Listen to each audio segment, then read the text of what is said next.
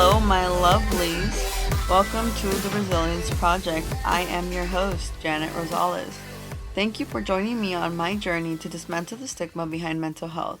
I hope to foster a safe space for others to join me in sharing their stories and create a community where we can lift each other up in the hardships that are included in life. Welcome to my second episode.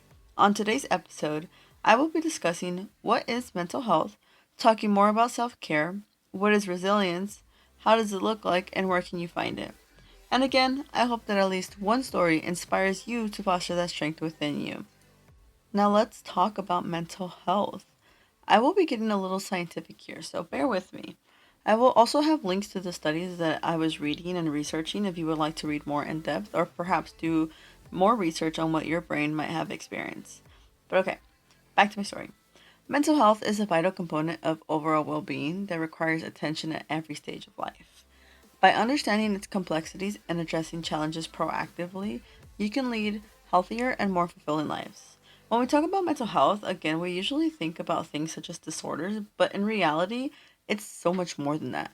Mental health is your everyday self-care. This includes practicing self-care through regular exercise, a balanced diet, getting adequate sleep, and relaxation techniques. This also includes building strong social connections, seeking professional help early if experiencing distressing symptoms, and reducing stigma by fostering open conversations about mental health in your communities. When you experience poor mental health, that could increase the risk of physical illnesses such as heart disease, diabetes, and stroke. This is something that I want to talk about due to the fact that not a lot of people link mental health to physical health. In fostering open conversations, I want to share that in the last year, I was diagnosed with type 2 diabetes, and in my journey through therapy, I realized that a lot of it was because of trauma. There's a saying that you might not remember, but the body remembers, and that is because the body does keep count of what happens throughout your life. One of the biggest things that I remember in undergrad was this little piece of your brain that's called the amygdala. The amygdala is a little almond-shaped piece in your brain close to your stem that assists the brain in processing emotions, particularly fear and anxiety, and in forming emotional memories. When your body experiences fight or flight so many times, the amygdala is continuously taking hits when it happens. Weird, I know, right? I remember my professor talking about how when you damage the amygdala, it could never be healed or repaired, so it is forever stuck in that form of trauma. Think of it like a raisin, it's just shriveled up. Therefore, you must take care of every other aspect of your health in order to regulate your fight or flight response.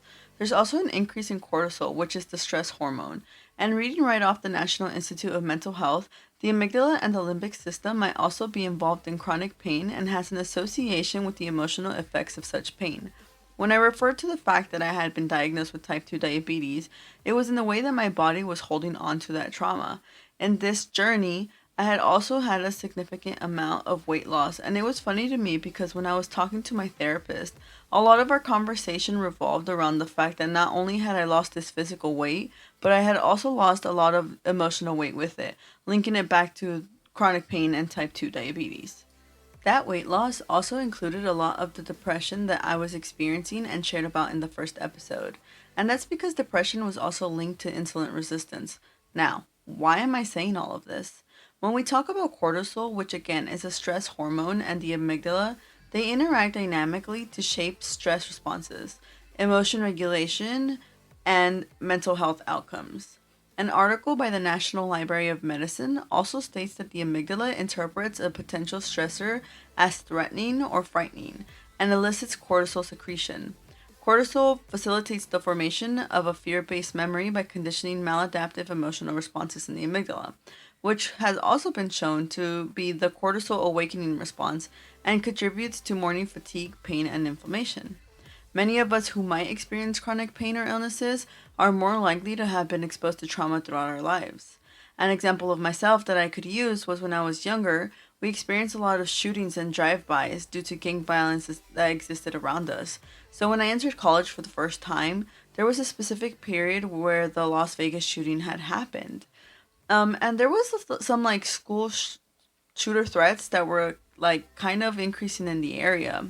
And I remember just being in such fear that it was going to happen at my college and already having that stress response from when I was younger. I remember being so paranoid and always wanting to look at exits and ensuring that I was able to remove myself from the vicinity if it were to happen. This shows that this fight or flight, despite never experiencing danger on my campus, nor there being dangerous activity around the campus, shows that I was always in that fight or flight stage.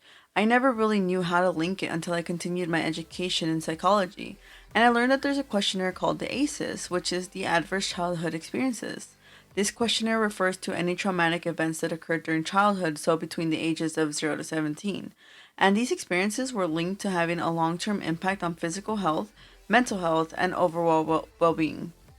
And this was a study that was conducted by the Centers of Disease Control on Prevention, which is the CDC, and Kaiser Permanente.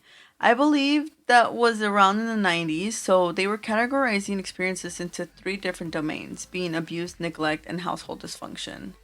Included in that was physical, emotional, and sexual abuse, physical and emotional neglect, parent substance abuse, parent mental illnesses, domestic violence, incarceration of a family member, and divorce or separation of parents. And this score was measured to show the exposure to adverse experiences. So a higher score indicated a greater risk for negative health outcomes.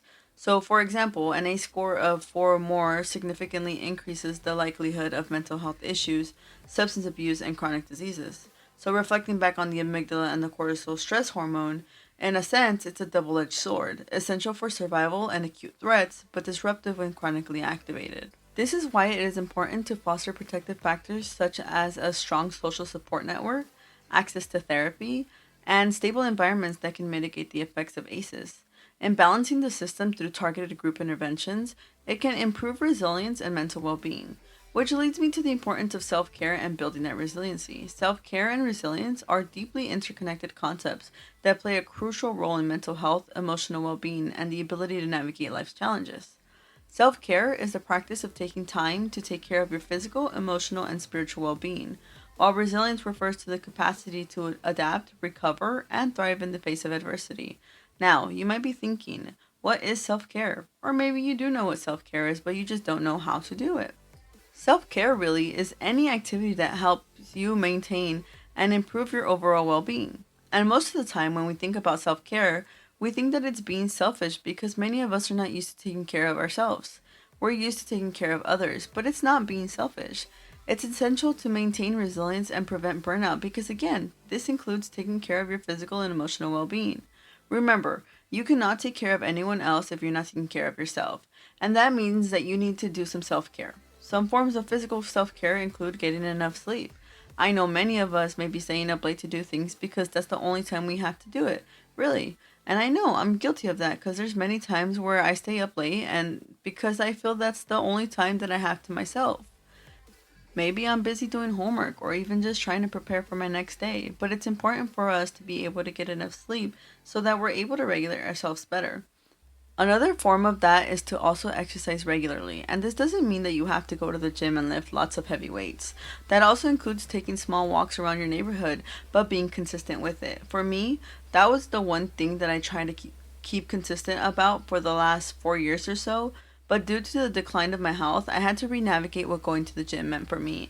And honestly, I feel like I can call myself a gym rat now because I found a passion for not only improving the way that I look, but also for the way that I feel, especially on those days where I am just too tired to do anything. I have to remind myself that it's not about how I feel walking into the gym, but rather how I feel on the way out. And that's because afterwards I feel so empowered. I feel strong. I feel like I'm actually putting myself first, and that's very important. Along with doing some form of physical exercise, even a balanced diet is also important. And I know that buying healthy food is expensive, but that just means that we need to learn how to be resourceful and see what you can afford, even if that means eating smaller portions so that we're not overeating and leading ourselves into unhealthy habits. It's again something that I had difficulty with relearning and navigating because I was not even able to process sugar and carbs properly in my body. And that leads me to also making sure that you seek medical assistance when you need it. And I know that it adds up when we can't have consistent health care or even proper insurance. I have a copay every time that I go, so I know that it adds up financially, and it's also time consuming, especially for those of us who have to go out of our way not only to drive to further to seek assistance, but also to miss time for work. But in trying to make yourself feel healthier, that should be something that we strive to improve on or work around to support ourselves. especially when we want to live long and adequate lives. There's also emotional self care, which is mindfulness, and that includes deep breathing in the morning, taking small pauses throughout your day, even if it's when you go to the bathroom, because I know that sometimes that may be the only time that we get to ourselves. This also could look like journaling and expressing your emotions in a healthy manner. This includes setting boundaries so that you can protect your emotional energy, and sometimes that means learning how to say no, especially when we feel like we have too much on our plates. And again, seeking out therapy if you feel like you need it, or just simply talking to a friend can work. As I said in the last episode, it doesn't matter if it's your goldfish. I mean, I'm sure they're pretty good listeners because they can't even talk back. But just finding somebody that you feel like you can trust with the emotional baggage that we're carrying, and I think even saying emotional baggage, it just sounds like a very negative connotation. And the thing is, though, we have to be able to unload it. Because it's not that suitcase that you can leave on your floor when you come back from a long vacation. You have to ensure that you put it back so that it doesn't become a clutter and get in your way. And again, I get it, because I'm also guilty of not putting myself first sometimes, despite having all of the knowledge that I do have. But again, it's just putting in that foot forward and trying to put an effort towards taking care of yourself. This could also just be engaging in a new hobby that brings you joy, such as gardening or painting. I mean, for me, it's drawing, crafting, and even this podcast. Really, anything that brings you joy. Another thing that I think is important is trying to step away from social media. Sometimes that means deleting the app because we're just so used to just scrolling right through it. I mean, I'm sure some of us were guilty of that when TikTok was taken down, because I know I was. But that just means that you got to take that step back, even if it's just for an hour, so that you're not tempted to go in, click right back on it. But you have to be able to step away from that overstimulation. You need to give yourself this space to breathe and ground yourself back to real life, which also leads me to reminding you to practice gratitude. And that just means more positive thinking. Be grateful for the little things that we do have in life. I know for me, one of the things that I'm so grateful for is my two dogs. I have a husky and a German Shepherd husky mix, and they're my absolute joy. When I get home and I see their tails wagging, and I'm guilty of sometimes taking them for granted. I get busy with life. But again, when I come back home, or if I see a picture of them, I think about these adorable furballs that just love me so much. And I have to remind myself that I'm responsible for these two lives that know no other world except for me and my partner. So try to be grateful for the little things that we do have. And then there's social care, which just means spending quality time with loved ones, building that supportive network. That can include friends, coworkers, peers, really anyone who you would feel would be able to be supportive of you to spend quality time with, and communicating openly, and ask for help when you need it. I think that we live in such an individualistic society, and it's difficult to ask for help. But it's something that we should attempt to get used to, because I don't think there's anything wrong with asking for help. And especially in this day and age, man, it's hard out here. So, seek help when you need it and accept it where you can find it. And if someone's not willing to help you, I mean, are they really worth keeping in your circle? That's some food for thought. And lastly, there's spiritual care. And that could be connecting with nature, going on hikes. We're surrounded by lots of nature, especially here in California. That could be going out for a picnic at your local park. And again, that's if you are in a safe area. Don't go out there putting yourself in danger. If you have the luck to have a yard, go out on your yard, put a blanket out and just sit in the sun. My partner used to make fun of me because my therapist told me that I needed to go out and get sunlight more often, especially when I have more of a depressed mood. And he would call me a sad iguana because I would go out there and get in some of that vitamin D. So give yourself some time to connect with yourself. And this could be practicing your faith, your prayer, meditating, connecting yourself and your beliefs, and then take some time to reflect on those personal values. What are the things that you would like your support system to know about you? And maybe think about, what purpose would you like to live your life with? For me, a big part of that was wanting to help others, which again is why I chose this career and why I wanted to study psychology, the behaviors and thoughts of others, and become a therapist. Even in creating this podcast, it was something that I wanted to do just to break the stigma about mental health. In a sense, it's a part of my resiliency. And being able to reflect on what I experienced and how that made me a stronger person, because again, despite having faced difficult things throughout my life, I'm still here, I'm still breathing, and I'm still alive. And while my 14-year-old self would be shocked by the fact that I'm still here, I wouldn't have been able to say that I have two dogs that I love dearly. I wouldn't have been able to experience the last 10 years of my life with my wonderful partner who I love and cherish, my high school sweetheart. I wouldn't have been able to see the youngest two of my siblings be born or see any of my siblings grow up. And being a big sister is a big part of my life. I would not be able to survive life without my siblings. I also wouldn't have been able to go to Hawaii for my 25th birthday last year with my wonderful friend group. Shout out to you guys. And I'm thankful that I got to see a part of the world that I never dreamed would be possible for me. Especially having come from the background with immigrant parents who sacrificed their whole life to give us a better life. And despite it having been a difficult experience, I wouldn't have been able to see my mom be deported and then being granted the permission to come back. And despite that, I'm so grateful that she was given that opportunity. I'm grateful that we were one of the lucky ones that got out, which again is why I created the Resilience Project. Because resilience, again, is the strength of the coping and stress with diversity and any setbacks that come in your way. It's your ability to bounce back and have the tools to respond constructively when challenges arise. It was something that I didn't realize that I had. And it wasn't until having conversations with others that really opened up my eyes to that because I just thought that I was this sad little ball that didn't know how to unfold. I didn't know how to express myself in a way that didn't come out with anger, lingering on the back of my words, and a place where I was so resentful of everything and everyone around me. And as I continue, I'm still learning how to unfold that ball, and there's nothing wrong with that. It's about 20 years of my life that I'm trying to unfold, but that's okay. In this journey, I'm learning how to pull out that resiliency, which is what I'm trying to do with you all. This also includes emotional regulation, being more optimistic, and that means having a positive outlook and believing in your ability to overcome challenges. That includes being adaptable when things happen, especially when we're not expecting those bad things to happen, because really, who is? But having that self efficacy, which is your confidence in being able to control or influence things in your life, building those strong connections to draw strength and encouragement through tough times, I invite you to think about how you were able to experience the things that were so difficult in your life and somehow you are still standing today. Yes, we might be tired, maybe exhausted even, but you're still here. Maybe you don't know the reason yet, and that's okay. I remind you that it's okay not to be okay. It's okay to not know. Sometimes resilience is the reminder that we're still able to have control over our happiness despite going through difficulties. And then we think about self care and how that can enhance your resiliency. We think about how we have to learn how to practice it. I invite those of you who have children to sit with this one.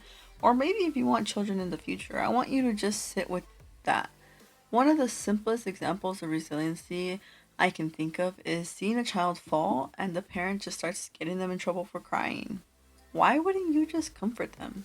Even if maybe they weren't being careful like you warned them to. Why is it difficult for us to have empathy and think about that? Really, now, if you're thinking, well, my parent was hard on me and it worked. Did it really?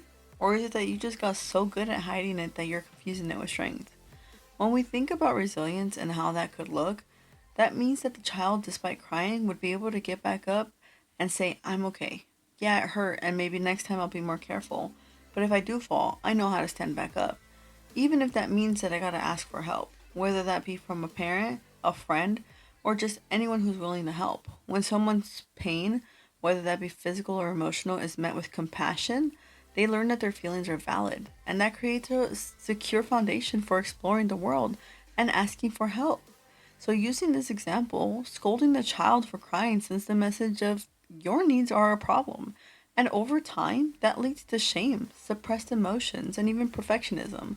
And true resilience isn't about hiding pain, it's about learning how to navigate it. A child who is comforted learns it's okay to feel hurt. I can ask for help and maybe I can try again, which us as adults need to learn. And again, many of us were raised with phrases like, stop crying, you're fine, or I'll give you something to cry about, but it's our job to break these generational cycles. If this is your experience, ask yourself, did this teach resilience, or did it teach you that you need to silence your needs? And ask yourself, is your strength really emotional detachment? Because again, children and even adults who learn how to suppress their emotions often struggle with chronic anxiety, people pleasing, difficulty setting boundaries, and misinterpreting their resilience as "I don't need anyone." So I want you to imagine that child that fell and responding with "ouch, that looks like it hurt. Let me check if you're okay. What do you think you'll do differently next time?" And that will validate their experience, which reduces the shame. It encourages problem solving to build autonomy, and it models empathy, which teaches them to support others. And then as a community, we can learn that asking for help isn't weak, it's wise, and that making mistakes is a part of learning. Now translate that onto yourself. Normalize help seeking.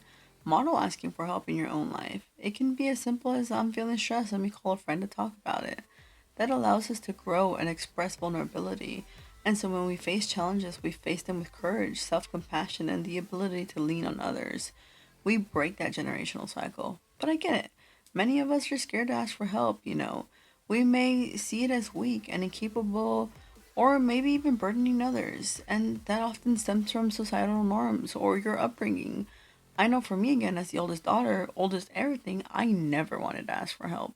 I was so stuck on the fact that I needed to do it by myself. I didn't want to be weak. I also grew up around machista culture, so I didn't want to be weak. I wanted to be the strong one, and I was also such a huge tomboy, so I just added even more to it. And I had to reframe that for myself that asking for help is not an admission of failure, but rather a sign of maturity. It is also a sign of emotional intelligence. We all face challenges that we can't solve on our own, so asking for help doesn't make us weak. It makes us resourceful because seeking support is a proactive step towards problem solving. And again, we live in an individualistic society, a culture where we overvalue independence. So self reliance makes it hard to admit that we need help. And independence is not about doing everything alone, it's about knowing when collaboration is necessary. Resilience is built on relationships, so when you ask for help, you build stronger bonds with others. And social support is one of the most powerful protective factors of stress and adversity. And I know that some past experiences may make somebody hesitant to rely on others. And I know that's how I was. But you again have to remind yourself that not everyone may be willing to or can help, but some do and some are able to. So start small by asking for help from those you trust, whether that be a friend, a loved one, or maybe even a professional such as a therapist. And again, I know that it's sometimes difficult to identify what you need, and it's okay if you don't have the answers. And I will continue to remind you that it's okay. But it's also okay to ask for guidance to clarify your needs if you're still, seeking that answer of what you might need. And a reminder that carrying the weight of every problem alone can lead to emotional exhaustion and burnout. So asking for help early can alleviate some of this burden and preserve your well being. And then share your experiences of seeking help so you can help others to reduce that stigma. It'll encourage a culture of openness and be kind to yourself when you feel hesitant or vulnerable. Remind yourself that asking for support is a way of honoring your needs. It's not an inconvenience. It's not an inconvenience to others. It's not an inconvenience to yourself. And as you continue to keep that to yourself and think in this individualistic way, you'll feel persistently overwhelmed or stuck. And you've tried solving the problem on your own, but aren't making any progress. So the issue starts to impact your mental and or physical health, relationships, or even daily life. You'll feel isolated and unable to manage on your own. Every time someone asks me if they should ask a question or if they should ask somebody something, I always say the worst that someone could say is no, because you're already preparing yourself for them to say no, which is also why you're also being hesitant to just ask. But remember that you never know unless you do ask. And on the flip side, if someone reaches out to you, listen without judgment. Acknowledge your courage and asking for help, and then offer support to align with their needs rather than just completely taking over. Because I know that sometimes we would rather just get it done ourselves. We just want control over the situation, and sometimes it is easier for us to just do it ourselves. I know I'm guilty of that, but this mutual culture of help seeking strengthens everyone's resilience and it builds more community within the community you already have. So it's not about going and doing it alone. It's about mastering that balance between self resilience and knowing when and how to ask for that support. Because again, asking for help is an act of self care and strength. Fostering that connection with others, being able to reduce your stress and ultimately helping you to face life challenges more effectively. Continue to practice that vulnerability and then seeking that support when you need it. And you'll continue to model that resilience for others, even like your loved ones, and more importantly, for yourself. And then you can create a path towards growth and well being. And as we do reflect on seeking this mental health support, I know that for many, it can feel foreign, just something very weird and maybe even intimidating, especially if you grew up in an environment where seeking help wasn't normalized and even stigmatized. But I encourage you to reflect on your current mindset. Start by acknowledging how your upbringing and how your experiences shaped your view on mental health, and how asking for help may make you feel embarrassed or ashamed about needing support, because I know that's what comes up for a lot of us. Remind yourself that asking for help is not a sign of weakness or failure. And think about if you have a lot of uncertainty about where to begin or what to say, just start by reaching out to someone and saying, "Hey, I think I need some help. I'm not sure where to start." And I know that may seem silly, but sometimes it is as easy as that. We have to understand these feelings that we have about mental health, because that's going to be the first step towards working through them and challenging those negative beliefs. By replacing that "I should be able to handle this on my own" with "I need additional support right now," and then we get to begin that journey. Another important thing to keep in mind is learning how to recognize when we need help. Recognizing when things are just feeling very overwhelming, when you're just struggling a little bit more than usual. Paying attention to if you have any persistent feelings of sadness and anxiety that interfere with that day to day life. Maybe you're just so used to doing a certain task after you get home from work and you just don't have the energy anymore. Those are moments where we have to reflect on and think if this is a moment where I need help. Maybe you started sleeping less, or maybe sleeping more, have trouble focusing, or even maintaining relationships. I get it, we're adults, we're busy. But sometimes just having that open communication, paying attention to those times where you feel like things are just not improving, and even start with self help strategies like journaling, as mentioned earlier. And then again, normalize asking for help.